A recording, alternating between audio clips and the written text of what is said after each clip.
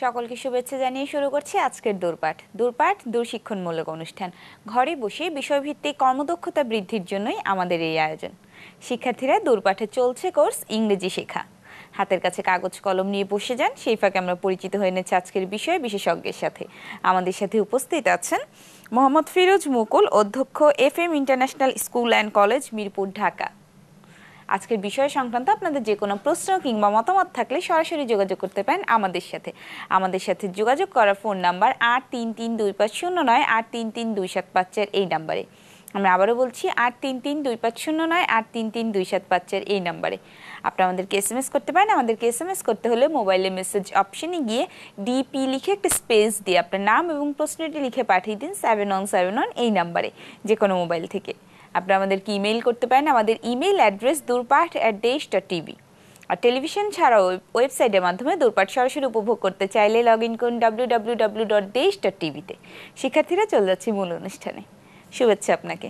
আপনাকে শুভেচ্ছা, শিক্ষার্থীদেরও শুভেচ্ছা। আচ্ছা, গত ক্লাসে তো আমরা কিছু পদ্ধতি ধরে ইংরেজি কথা বলা শিখেছি ইংরেজিতে, তো আজকেও তো আমরা ইংরেজিতে কথা বলাই শিখবো। তো আমরা কি গত ক্লাসটা একটু রিভিউ করে নিব? হ্যাঁ, অবশ্যই গত ক্লাসটা আমরা একটু রিভিউ করে নেব। তার আগে আমার মনে হয় শিক্ষার্থীদের উদ্দেশ্যে যে একটা ধাঁধা দেওয়া ছিল, আমরা সেটা নিয়ে কথা বলি। শিক্ষার্থী বন্ধুরা, তোমাদের স্বাগতম।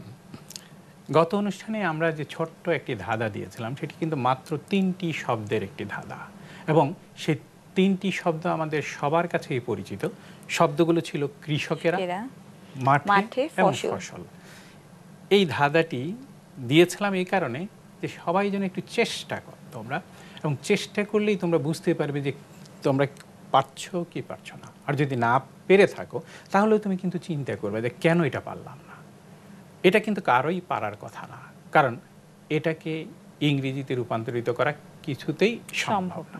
সেই শব্দটি নেই। কেন সম্ভব না আর কি করলে সেটা সম্ভব হবে সেটা আমাদের জানতে হবে। আমরা একটা জিনিস গত অনুষ্ঠানেও বলেছিলাম, সেটা হচ্ছে কেন ইংরেজি করা সম্ভব না সেটা আমাদের যেমন জানতে হবে, এবং কি করলে সেটা ইংরেজি করা যাবে সেটাও আমাদের জানতে হবে। এটা ছিল মূল কথা। আমাদের মনে রাখতে হবে, গত অনুষ্ঠানে বলেছিলাম প্রত্যেকটি বাক্যের একটা শেষ আছে।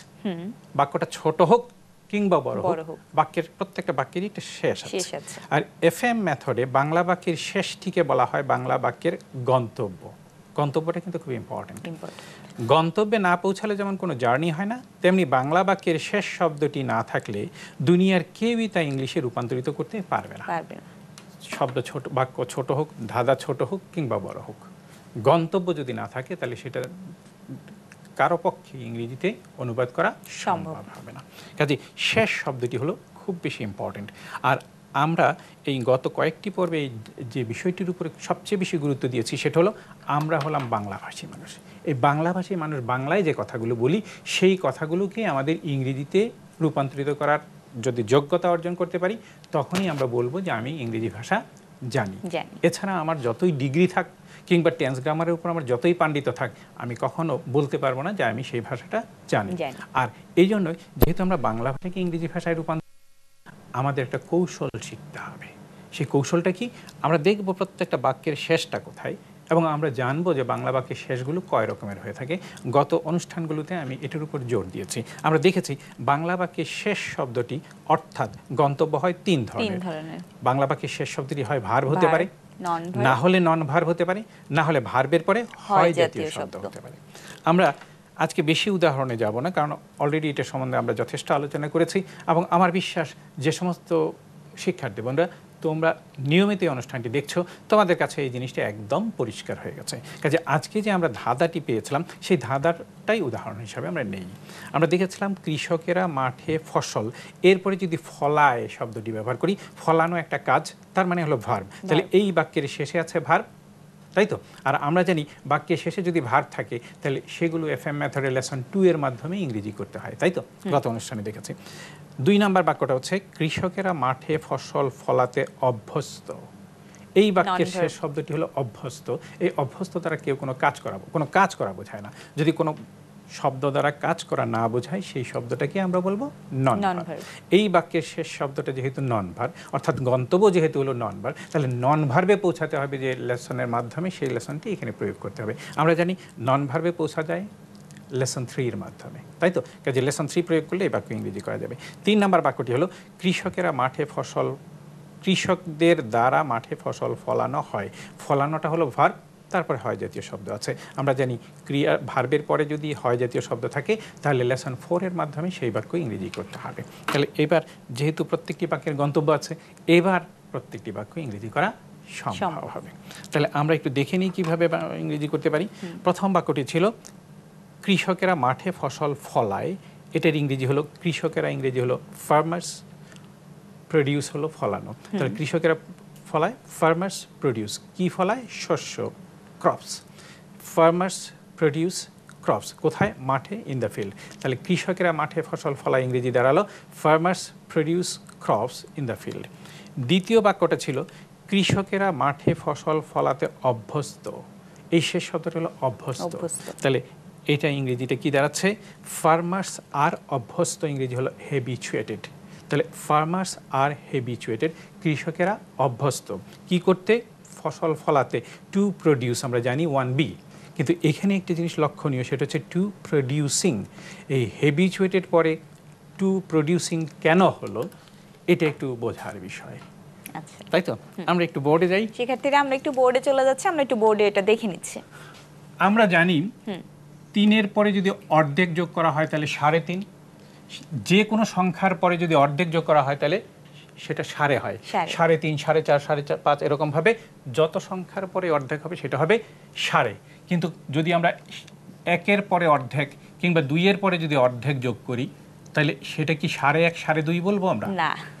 যদি 1.5, 2.5 বলি তাহলে কি এমন কিছু বোঝাবে যে 1.5 টাকা 2.5 টাকা যদি বলা হয়, সে ফর এক্সাম্পল, তাতে কি এরকম হবে যে 1 টাকা 49 পয়সা কিংবা 1 টাকা 51 পয়সা, 1 পয়সা এদিক সেদিক হবে? হবে না। কিন্তু তারপরেও কথা দুটো ভুল, তাই না? এই 3-এর পরে যে কোনো সংখ্যা, মানে অর্ধেক এর আগে যে কোনো পূর্ণ সংখ্যায় যদি বসাই সেটা হয়ে যাবে সাড়ে। কিন্তু 1-এর আগে যদি আমরা কোনো অর্ধেকের আগে যদি 1 বসাই তাহলে সেটা হয়ে যাবে কি? 1.5। আচ্ছা আচ্ছা। আর 2-এর সাথে যদি আমরা অর্ধেক যোগ করি তাহলে সেটা হয়ে যাবে 2.5। এখন বলেন তো দেখি, এই 1.5 এবং 2.5 এটা কি ব্যতিক্রম না? ব্যতিক্রম। সবগুলোতে সাড়ে হয়, এই দুটোতে 2.5। তাহলে আমরা কি এই 1.5 এবং 2.5 এটাকে নিয়ম বলবো নাকি ওটাকে নিয়ম বলবো? সাড়েটা নিয়ম, সবগুলো যেহেতু সাড়ে হচ্ছে সেটা হচ্ছে নিয়ম। আমরা গ্রামারে কি শেখাই? আমরা শেখাই থার্ড পারসন সিঙ্গুলার নাম্বারে ভার্বের শেষে এস বা ইয়ে যোগ করতে হয়। এটাকে বলছি আমরা গ্রামারের নিয়ম। কিন্তু বলেন নিয়ম যদি হয় তাহলে সেটা কিন্তু সব জায়গায় প্রযোজ্য হবে। যেমন ভার্ব কিন্তু 3 রকমের, একটা হচ্ছে অ্যাকশন ভার্ব, আরেকটা হচ্ছে বি ভার্ব, আরেকটা হচ্ছে হ্যাভ ভার্ব। আমরা যেটাকে বলি টু ডু, এই যে টু ডু ভার্ব বলি, টু বি ভার্ব বলি এবং টু হ্যাভ ভার্ব বলি। এখন এই বি ভার্ব যদি বলি তাহলে am, is, are, was, were এগুলোকে বি ভার্ব বলছে। হি যখন বলছি তখন আমরা ইজ বলছি, হি যখন বলছি তখন কিন্তু আমরা হ্যাজ বলছি। খেয়াল করেন, আমরা কিন্তু গ্রামারে শেখাচ্ছি third person singular number present indefinite টেন্সে ভার্বের শেষে এস বা ই এর যোগ করতে হবে। তাহলে এটাও তো থার্ড পারসন, এটাও তো সিঙ্গুলার নাম্বার, এটাও তো প্রেজেন্ট ইনডেফিনিট টেন্স। এখানে কি ভার্বের শেষে বি ভার্বের ক্ষেত্রে ওই গ্রামারের নিয়ম চলে? চলে না। এটাও হ্যাভ ভার্বের ক্ষেত্রে কি হয়? আমরা জানি third person singular number present indefinite টেন্সে ভার্বের শেষে এস বা ই এর যোগ করতে হয়, কিন্তু সেটা হ্যাভ ভার্বের ক্ষেত্রে কি সেই নিয়ম চলে? চলে না।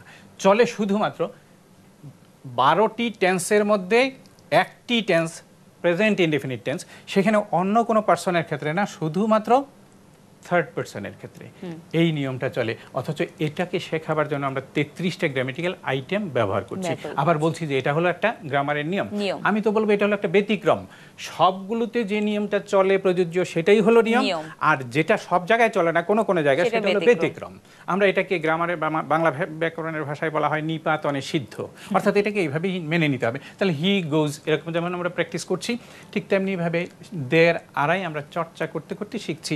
কোনো গ্রামারিয়ানকে মানে বাংলা ব্যাকরণের ভাষা দিয়ে রুল দিয়ে এটাকে প্রতিষ্ঠিত করা যাবে না।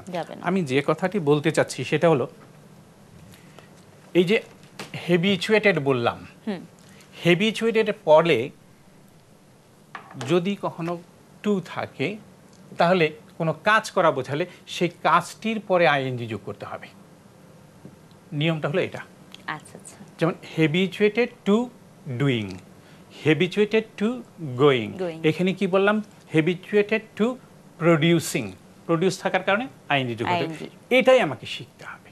আচ্ছা। যেখানে ব্যতিক্রম আছে সেই ব্যতিক্রমটাই শিখতে হয়, আর যেগুলো নিয়মের মধ্যে পড়ে সেগুলো একটা শিখলেই বাকিগুলো পারা যায়। যেখানে বলছিলাম আমি 3.5, এখন 3.5 শিখলে 4.5, 5.5, 99.5 পর্যন্ত আমার ওইভাবে শেখার কোনো প্রয়োজন নেই। একটা শিখলে আমি বাকিগুলো বলতে পারবো। আর যেখানেই সমস্যা সেখানেই আমাকে, ব্যতিক্রম যেখানে হবে সেখানেই আমাকে শিখে নিতে হবে। যে কারণেই বলছিলাম হ্যাবিচুয়েটেড এর পরে যদি টু থাকে তাহলে এরপরে আইএনজি যুক্ত করতে হয়। এটা হলো ব্যতিক্রম। আচ্ছা। এই ব্যতিক্রমটাই আমরা শিখে নেব, তাই তো? তাহলে ফার্মার্স আর হ্যাবিচুয়েটেড, কৃষকেরা অভ্যস্ত, টু প্রডিউসিং এখানে হবে উৎপাদন করতে। কি উৎপাদন করতে? ক্রপস মানে হচ্ছে শস্য, ইন দ্য ফিল্ড মাঠে। তৃতীয় বাক্যটিতে ছিল কি? কৃষকদের দ্বারা মাঠে ফসল ফলানো হয়।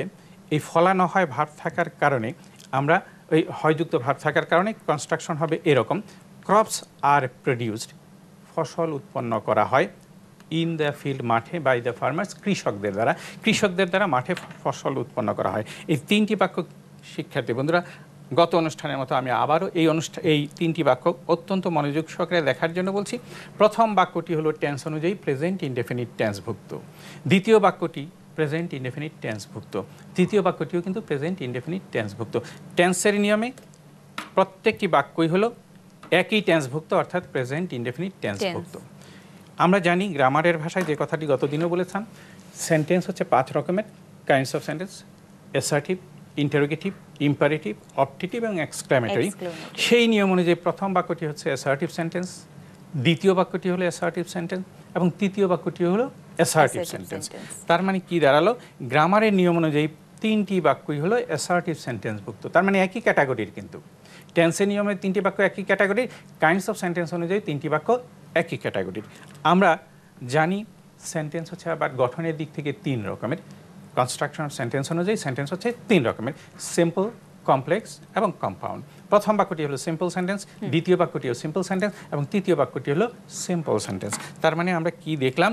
যে গঠনের দিক থেকে 3টি বাক্যই সিম্পল সেন্টেন্স। তার মানে ক্যাটাগরি যদি বিবেচনা করি, টেন্সের ক্যাটাগরিতে 3টি বাক্য একই ক্যাটাগরির, কাইন্ডস অফ সেন্টেন্সের ক্যাটাগরিতে 3টে বাক্য একই ক্যাটাগরি, কনস্ট্রাকশন সেন্টেন্স অনুযায়ী 3টে বাক্য একই ক্যাটাগরি।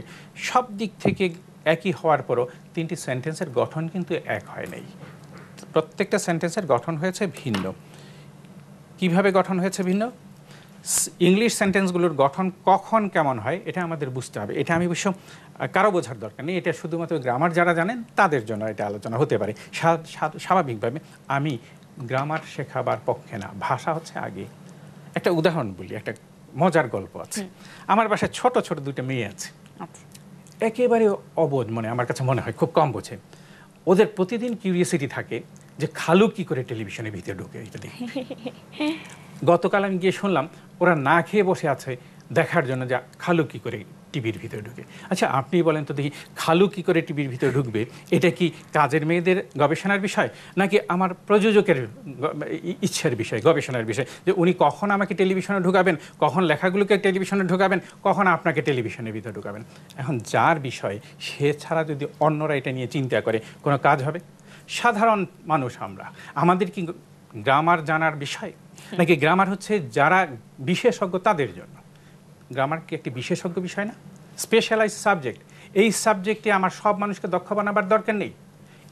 আমার সব মানুষকে দক্ষ বানাতে হবে ভাষার উপরে, গ্রামারের উপরে না। যেখানে সমস্যা শুধু ততটুকু আমার জানলেই হবে। এই হি গোজ এটুকু জানার জন্য 3rd person singular number present indefinite tense শেখাতে গিয়ে 33টি গ্রামেটিক্যাল আইটেম সব মানুষকে শেখাবার কোনো প্রয়োজন নেই। এটা ইংরেজি শিক্ষকদের জানার বিষয়। তো যাক, যে কথাটা বলছিলাম, যারা গ্রামার জানেন তাদের জন্য বলছি, যে বাংলা বাক্যের শেষ শব্দটা ভার্ব হয় সেই বাক্যের গঠন কি হয়? সাবজেক্টের পরে অ্যাকশন ভার্ব বসাতে হয়। যে বাক্যের শেষে নন ভার্ব থাকে সেখানে কি হয়? সাবজেক্টের পরে বি ভার্ব বসাতে হয়। আর বাংলা বাক্যের শেষে যদি ভার্ব থাকে এবং তারপরে যদি হয় জাতীয় শব্দ থাকে, তাহলে সেই বাক্যের গঠনটা হয় সাবজেক্টের পরে বি ভার্ব, এরপরে অ্যাকশন ভার্বের পাস্ট পার্টিসিপল ফর্ম। যদিও এটা আমি সবার জন্য বলিনি, তবু এটুকু বুঝতে হবে যে বাক্য 3টি একই টেন্স, একই গ্রামার, একই স্ট্রাকচার হওয়ার পরেও তিনটি বাক্যের গঠন কিন্তু এক হয় না। তাহলে গঠনগুলো বাক্যের ভিন্ন ভিন্ন হয় ইংলিশে, কেন সেটা বুঝতে হবে। আর সেটার জবাবটাই হলো এই, ইংলিশ সেন্টেন্সের গঠন ভিন্ন হওয়ার কারণ হলো বাংলা বাক্যগুলোর শেষ শব্দটির ভিন্নতার কারণেই ইংলিশ সেন্টেন্সগুলোর গঠন ভিন্ন হয়ে থাকে। এখানে টেন্স গ্রামারের কোনো ভূমিকাই নেই। আর এটাকেই বলছি আমি $1,000,000 আনসার। বাঙালির জানতে হবে আমাদের যে মাতৃভাষা বাংলাটাই হচ্ছে আমার আসল, এবং বাংলা বাক্যের শেষ শব্দটা হলো মূল কথা, শেষ শব্দটা হলো বাক্যের গন্তব্য। আর ওই শেষ শব্দটা যদি আমি ধরতে পারি, আমি দেখব শেষ শব্দটা কয় রকমের হয়। আমরা জানি শেষ শব্দটা 3 রকমের হয়, ভার্ব, নন ভার্ব এবং ভার্বের পরে হয় জাতীয় শব্দ। এবং ওই কোন লেসন প্রয়োগ করলে আমরা ভার্বে পৌঁছাতে পারবো, সেই লেসন ভার্বের বাক্যের ক্ষেত্রে প্রয়োগ করব। যে বাক্যে শেষে নন ভার্ব হবে সেই বাক্যগুলো ইংরেজি করার জন্য নন ভার্বের লেসন ব্যবহার করব। আর ভার্বের পরে হয় জাতীয় শব্দ থাকলে সেই বাক্য ইংরেজি করার জন্য আমরা ভার্ব প্লাস হয় জাতীয় লেসন প্রয়োগ করে আমরা সেই বাক্য ইংরেজি করতে সক্ষম হব। আমরা এই কথাটা একটু পরিষ্কার বোঝাবার জন্য এইরকমভাবে বলেছিলাম যে গন্তব্যে পৌঁছাতে হলে সঠিক পথে চলতে হয়। আমি গতদিনও বলেছিলাম এই জায়গায় কতগুলো লোক জড়ো হয়, এটা আমার যদি বাস স্টপেজ হয় বিভিন্ন জায়গা থেকে লোকজন এসে একই জায়গায় জড়ো হয়, তাই বলে সবাই এক পথে চলে না। যার গন্তব্য যেদিকে তাকে সেই পথেই চলতে হয়। সিলেটে যাদের গন্তব্য তাদের সিলেটের পথে যেতে হয়, চট্টগ্রামে যাদের গন্তব্য তাদের চট্টগ্রামের পথে যেতে হয়, আর খুলনা যাদের গন্তব্য তাদের খুলনার পথেই যেতে হয়। এই জন্য আমরা বলেছিলাম গত অনুষ্ঠানে যে FM মেথড হচ্ছে বাংলা ভাষাকে ভিত্তি করে গঠিত। বাংলা বাক্যের শেষ শব্দটা অথবা গন্তব্যটা যদি হয় ভার্ব, তাহলে আমরা লেসন 2 ব্যবহার করব। যদি গন্তব্যটা নন ভার্ব হয় তাহলে লেসন 3 ব্যবহার করব। আর বাংলা বাক্যের শেষে যদি ভার্বের পরে হয় জাতীয় শব্দ থাকে তাহলে আমরা লেসন 4 ব্যবহার করব। আমরা এ কথাও বলেছিলাম বাংলা বাক্যের শেষে যদি ভার্ব হয় তাহলে এরকম হাজার হাজার বাক্য থাকতে পারে। নন ভার্বের বাংলা বাক্যের শেষ শব্দটা যদি নন ভার্ব হয় তাহলে সেখানেও হাজার হাজার বাক্য থাকতে পারে। বাক্যের শেষ শব্দটা যদি ভার্বের পরে হয় জাতীয় শব্দ হয় সেখানেও হাজার হাজার বাক্য থাকতে পারে। এগুলোকে আলোচনার সুবিধার থেকে আমি আবার section A, section B, section C, section D, section E প্রত্যেকটারই 5টি করে সেকশনে বিভক্ত করেছি। আমরা গত অনুষ্ঠানে দেখেছিলাম সেকশন এর অন্তর্গত বাক্যগুলো ইংরেজি করার কৌশলটা দেখেছিলাম। আজকেও আমরা সেই সেকশন এর নন ভার্বের বাক্যগুলো গঠন করার কিংবা সেকশন এর অন্তর্গত ভার্বের পরে হয় জাতীয় শব্দগুলো বাক্যগুলো ইংরেজি গঠন করার চেষ্টা করব, দেখব। আমরা গতদিন দেখেছিলাম যে যদি বাংলা বাক্যের শেষ শব্দটা ভার্ব হয় সেগুলোর সেকশন এর অন্তর্গত লেসনটা হচ্ছে লেসন 2A। যদি বাংলা বাক্যের শেষ শব্দটি নন ভার্ব হয় সেটার সেকশন এর অন্তর্গত বাক্যগুলোকে ইংরেজি করার লেসনের নাম হচ্ছে লেসন 3A। যদি বাংলা বাক্যের শেষ শব্দটা ভার্ব হয়, ভার্বের প্লাস পরে হয় জাতীয় শব্দ হয় এবং সেগুলোর সেকশন এর অন্তর্গত বাক্যগুলোকে ইংরেজি করার লেসনটা হচ্ছে লেসন 4A। গত অনুষ্ঠানে আমরা এরকম একটা কথা নিয়েছিলাম, বাংলা বাক্য আপনি কি আমাদের ইংরেজি শেখাতে চান, শেষের শব্দটি ছিল চান, ভার্ব, কাজে আমরা লেসন 2A ব্যবহার করেছিলাম। আমরা যদি দেখি আপনি কি আমাদের ইংরেজি শেখাতে ইচ্ছুক, দেখেন এই যে শেষের শব্দটা হলো নন ভার্ব। দুটো বাক্য কিন্তু পুরোপুরি এক, শুধুমাত্র শেষের শব্দটা ভিন্ন, কাজে লেসনগুলো হয়ে যাবে ভিন্ন। আজকে যদি আমরা শেষের শব্দটি ইচ্ছুক এটা নেই, এটা যেহেতু নন ভার্ব, কাজে আমাদের এই লেসন 3 নিতে হবে। লেসন 3 কোনটা নেব? এই যে এটাই হলো হা বোধক বাক্য যদি হয় তাহলে এই 1 নাম্বারের মাধ্যমে ইংরেজি করব। যদি না বোধক হয় তাহলে 2 number I am not dash এটার মাধ্যমে ইংরেজি করব। বাক্যটা যদি হা বোধক প্রশ্ন হয় তাহলে এম আই ড্যাশ এই ফর্মুলার মাধ্যমে ইংরেজি করব। বাক্যটা যদি না বোধক হয় প্রশ্ন হয় তাহলে এম আই নট ড্যাশ এই ফর্মুলার মাধ্যমে আমরা ইংরেজি করব। এই বাক্যটা কিন্তু ছিল আমাদের হা বোধক প্রশ্ন, আপনি কি আমাদের ইংরেজি শেখাতে ইচ্ছুক। তাহলে আমরা কি করব? আপনি কি আমাদের ইংরেজি শেখাতে ইচ্ছুক, এই যে আমি কি ইচ্ছুক, আপনি কি ইচ্ছুক, আপনি কি আমাদের ইংরেজি শেখাতে ইচ্ছুক, নন ভার্বের ফর্মুলা, কাজে ফর্মুলাটা হয়ে যাবে এম আই ড্যাশ। এই এম আই ড্যাশের মাধ্যমে যদি আমরা ইংরেজি করতে চাই তাহলে এখানে কার কথা বলা হচ্ছে? আপনি। আই এর জায়গায় হয়ে যাবে আপনি, ইংরেজি হলো ইউ। আই যদি ইউ হয় তাহলে এমটা কি হবে? এম থাকবে না, এটা হয়ে যাবে আর, কারণ ইউ এর সাথে হয় আর। তাহলে এটা হলো আর, এটা হলো আইটা হলো এমটা হলো আর, আইটা হলো ইউ, আর এই জায়গায় শূন্যস্থানে বসাবো আমরা বাংলা বাক্যের শেষের নন ভার্বটি, সেটা হলো ইচ্ছুক। ইচ্ছুক ইংরেজি হলো উইলিং। তাহলে আপনি কি ইচ্ছুক? Are you willing, are you willing. কি করতে? শেখাতে, টু টিচ। আমরা লেসন 1B ব্যবহার করেছি এখানে, তাই না? শেখাতে, টু টিচ। তাহলে are you willing to teach, আপনি কি শেখাতে ইচ্ছুক? আস আমাদের ইংরেজি ইংলিশ, আপনি কি আমাদের ইংরেজি শেখাতে ইচ্ছুক? তার আগে যে জিনিসটা বুঝতে হবে সেটা হলো সৃজনশীল পদ্ধতি, হলো FM মেথড। সৃজনশীল পদ্ধতি মানে কি? আমার নিজের ভিতরে ক্রিয়েটিভিটিটাকে ডেভেলপ করতে হবে। আমি যদি ক্রিয়েটিভিটি ডেভেলপ না করি, 2-1টা বাক্য ইংরেজিতে ট্রান্সলেশন করতে পারি, তাহলেই কিন্তু আমি ইংরেজি পারি এটা দাবি করা যাবে না, তাই না? আর শিক্ষা মানেই তো শুধু মুখস্থ বিদ্যা না, শিক্ষা মানে হচ্ছে নিজের ভিতরে একটা জগৎ সৃষ্টি করা, নিজের ভিতরে জ্ঞানটাকে মানে কাজে লাগানোর মতো জ্ঞান আমরা যদি অর্জন করতে পারি, তাহলে সেটা হলো আমাদের সুশিক্ষা। তাহলে আমরা যদি দেখি যে আপনি কি আমাদের ইংরেজি শেখাতে ইচ্ছুক, এই একটি বাক্যকে ভিত্তি করে আরও কিন্তু প্রশ্ন করা যায়। আপনি আমাদের কি দিয়ে প্রশ্ন করতে পারি, আপনি আমাদের কি শেখাতে ইচ্ছুক। কখন দিয়ে প্রশ্ন করতে পারি, আপনি আমাদের কখন ইংরেজি শেখাতে ইচ্ছুক। কোথায় দ্বারা প্রশ্ন করতে পারি, আপনি আমাদের কোথায় ইংরেজি শেখাতে ইচ্ছুক। কেন দ্বারা প্রশ্ন করতে পারি, আপনি কেন আমাদের ইংরেজি শেখাতে ইচ্ছুক। কিভাবে দ্বারা প্রশ্ন করতে পারি, আপনি আমাদের কিভাবে ইংরেজি শেখাতে ইচ্ছুক। কাকে দ্বারা প্রশ্ন করতে পারি, আপনি কাকে ইংরেজি শেখাতে ইচ্ছুক। কে দ্বারা প্রশ্ন করতে পারি, কে আমাদের ইংরেজি শেখাতে ইচ্ছুক। কোনটি দ্বারা প্রশ্ন করতে পারি, আপনি কোন পদ্ধতি দ্বারা আমাদের ইংরেজি শেখাতে ইচ্ছুক। কারটি দ্বারা প্রশ্ন করতে পারি, আপনি কার পদ্ধতি দ্বারা আমাদের ইংরেজি শেখাতে ইচ্ছুক। তাহলে কি দাঁড়ালো, আমি একটা প্রশ্নকে ভিত্তি করে অনেকগুলো প্রশ্ন করতে পারছি। এই যে পারছি, এটাই কিন্তু আমার আনন্দ। একটা শিক্ষার্থী যখন দেখবে না আমি তো পাচ্ছি, যখন দেখবে যে সে আমি পাচ্ছি, তখনই কিন্তু তার মনে হবে না এটা আমি আরও পারবো, আরও পারবো। তার ভিতরে একটা আত্মবিশ্বাস সৃষ্টি হবে। আর শিক্ষা গ্রহণ করার পরে যদি আমার ভিতরে আত্মবিশ্বাসটাই সৃষ্টি না হয়, শেখার ইচ্ছাটা আরো বেড়ে যায়। রাইট, তখনই কিন্তু একটা মানুষ চেষ্টা করবে, আরও বেশি চেষ্টা করবে, আরও বেশি চেষ্টা করবে। আর এই শিক্ষার্থীরাই যদি আরও বেশি চেষ্টার পর চেষ্টা করতে থাকে, তাহলেই কিন্তু একটা মেধাবী মানুষ তৈরি হবে। এভাবে যদি পুরো জাতিটাই মেধাবী মানুষে পরিণত হয়ে যায়, তাইলেই তো দেশটা সমৃদ্ধ মানুষ হয়ে গেল, দেশ হয়ে গেল। আজকে আমরা বলি আমাদের দেশে 16 কোটি মানুষ। চিন্তা করে দেখেন, মনে করেন একটা পরিবারে মাত্র 4 জন লোক আছে। সেই 4 জনের মধ্যে যদি একজন লোক হয় উপার্জনক্ষম, বাকি 3 জন যদি বসে খায়, সেই পরিবারটা কিন্তু একটা কি বলবো, এটা গরিব পরিবার হবে, তাই না? কিন্তু একটা পরিবারে যদি 16 জন লোকও থাকে এবং 16 জন যদি সবাই কর্মক্ষম হয়, উপার্জন করে, তাহলে সেই পরিবারটা কিন্তু আর কেউ পরিবারে কেউ বোঝা নেই, তাই না? 7.5 কোটি মানুষের জন্য যে দেশ স্বাধীন হয়েছিল, আজকে 16 কোটি মানুষ।